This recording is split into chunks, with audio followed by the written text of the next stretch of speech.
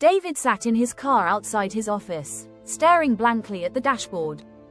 He wasn't ready to go home yet, not after the argument he and Sarah had last night. It had started over something small, as always, the dishwasher left unloaded, a forgotten errand. But it had quickly spiraled into the same exhausting refrain. "You don't care about this family anymore," Sarah had said, her voice breaking. David hadn't responded. What could he say? He didn't know if she was wrong. At 42, David had everything he thought he'd ever wanted: a loving wife, 2 bright kids, a good job. But somewhere along the way, life had turned into a checklist.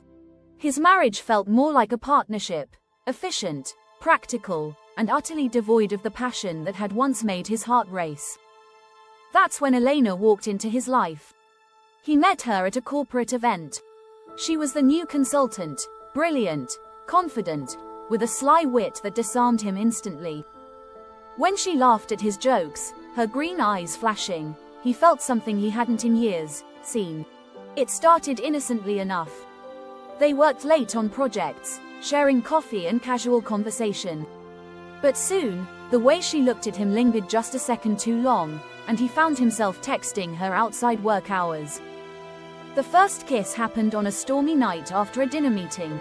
The rain was pouring as they stood by her car. She leaned in close to say goodbye, and suddenly, the line he'd sworn not to cross disappeared. He kissed her with a hunger that shocked even himself. When they pulled apart, both breathing heavily, she whispered, "I don't regret this." "Do you?" He didn't answer. But deep down, he knew this was the beginning of something dangerous. Elena brought color back into David's black and white world. Their time together was thrilling, laughing over wine, stealing moments in hotel rooms, and sharing secrets he never dared to tell Sarah. With Elena, he didn't feel like a tired father or a husband going through the motions. He felt alive. But life is rarely so simple. Sarah noticed the change. David came home later, his excuses flimsy. She found a receipt for an expensive dinner he claimed was just work, and, more damningly, a faint trace of perfume on his jacket. One night, she confronted him outright, her voice trembling with both anger and fear. "Are you having an affair?" she demanded. David denied it. He said all the right things, played the part of the faithful husband, but inside, guilt gnawed at him. Elena wasn't immune to the cracks, either. At first, she had convinced herself it was enough. But as the months dragged on, the stolen moments started to feel empty. She wanted more, a real future. She told him so during a rare weekend getaway, her voice sharp with frustration. "I'm tired of being your secret, David. You can't keep me in the shadows forever." David was torn.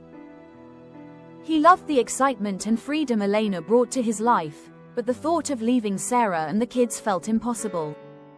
He started to pull away from Elena, hoping to buy himself time to think. But his distance only fueled her anger.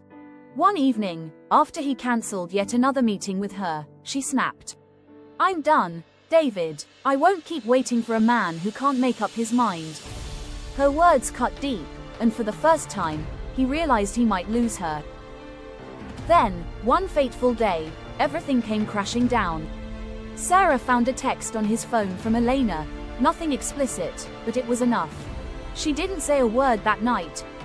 Instead, she waited until the kids were asleep, then placed his phone on the kitchen counter and simply asked, "How long has it been going on?" Her voice was eerily calm, but her eyes glistened with tears. David's heart sank. There was no way out now. He confessed, haltingly, stumbling over his words as he tried to explain himself. But nothing he said could undo the betrayal. Sarah's fury erupted like a dam bursting. She threw a glass against the wall, shouting, "Do you have any idea what you've done to this family?"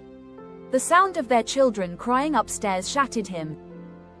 The fallout was brutal. Sarah packed a bag and took the kids to her sister's house for a week, leaving David alone in the echoing silence of their home. Elena, too, stopped answering his calls. For the first time, David was left to face the consequences of his actions. In the emptiness that followed, David finally started to see the truth. Elena wasn't the solution to his unhappiness. She was a symptom of it. His marriage had been struggling for years, and instead of working to fix it, he had run away. He had hurt 2 women who had cared for him deeply and risked destroying his family in the process. When Sarah returned, she laid down her terms. If he wanted to save their marriage, he would have to fight for it, through counseling, transparency, and a complete severing of ties with Elena. It wasn't easy.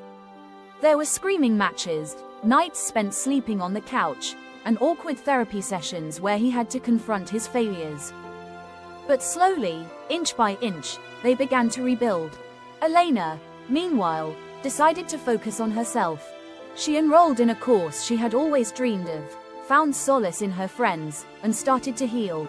It wasn't easy letting go of David, but eventually, she realized that she deserved more than a life in someone else's shadow.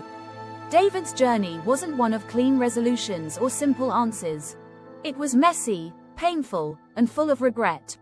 But it also taught him the value of honesty, self-reflection, and the hard work it takes to rebuild what's broken.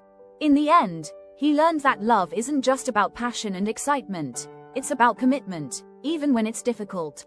His story is a cautionary tale, a reminder of how easy it is to lose your way and how hard it is to find it again. But it's also proof that, with time and effort, even the deepest wounds can begin to heal.